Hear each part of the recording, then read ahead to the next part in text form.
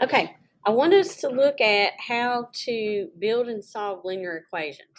So if you take a number and say you do certain operations to it, like you add 1 to it, you divide it by 3, and then you get out the number 2.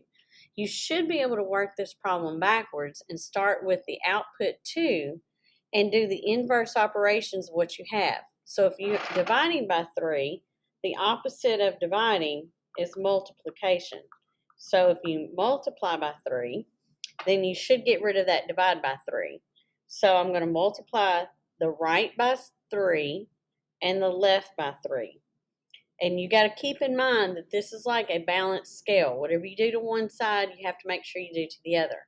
So the divide by 3 and multiply by 3 cancel out, and that leaves you 6. And then you got to go back and cancel off this add 1. The opposite of adding 1 is subtracting 1.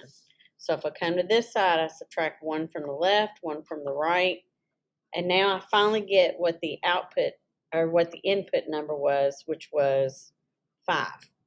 So if I went through and replaced 5 everywhere where I had a y, that would give me 6. And then 5 plus 1 is 6, and 6 divided by 3 gives me 2, so that ends up working. So solving equations is always about going back and undoing what's been done to the original input number. So if they're asking me to build an equation, I'm going to input a number x, and I'm going to add 7 to it. Now, the next thing they want me to do is multiply by 3. Multiplication, if it comes after addition, must be done to whatever was performed on this step. So if they want me to multiply this whole expression by 3, that means I'd have to include the parentheses, and that would be a type of distributive property that I could undo, or I could just leave it at this point.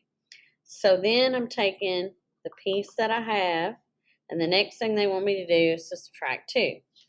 After that, they're asking me to take this expression.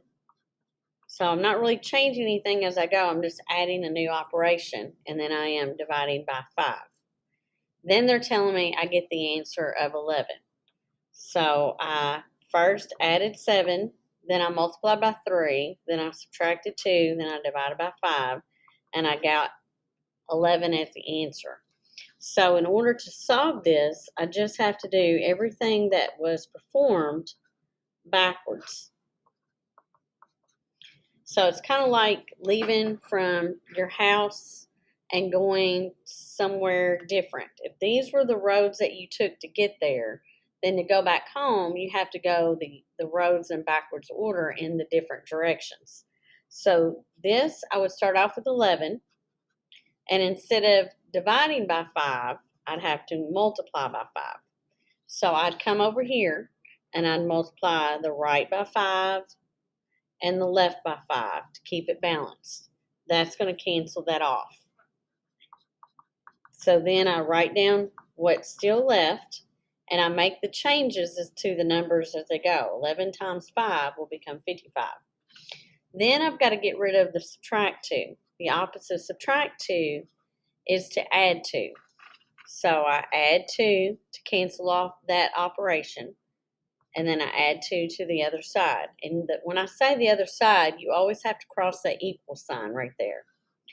So I would have 3 and x plus 7. That'd cancel out, and I'd have 57. Then I want to get rid of the multiply by 3, so I'd have to divide by 3. So I can hit divide by 3, divide by 3, and I'd have x plus 7 equals, now if I'm dividing it by longhand, I'm going to take 57. 3 goes into 5 one time, and then I get 9. So I end up with 19. Then the last step I'd have to do would be to get rid of the add 7, and the opposite of adding 7 is subtracting 7. And whatever I do to one side, I have to do to the other to keep that equation balanced. And I end up getting 12. So 12 must have been the number that I plugged in. So if you take 12 and add 7, they give you 19. Then if you multiply by 3, then you get 57. Then you subtract 2, you get 55. Then if you divide by 5, that gives you the output 11.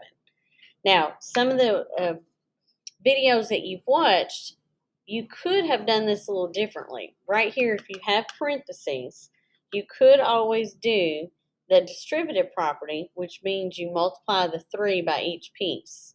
That could have been another option. So if you had did the distributive property there, you would have got 3x plus 21 equals 57. And you could have solved the two-step equation there.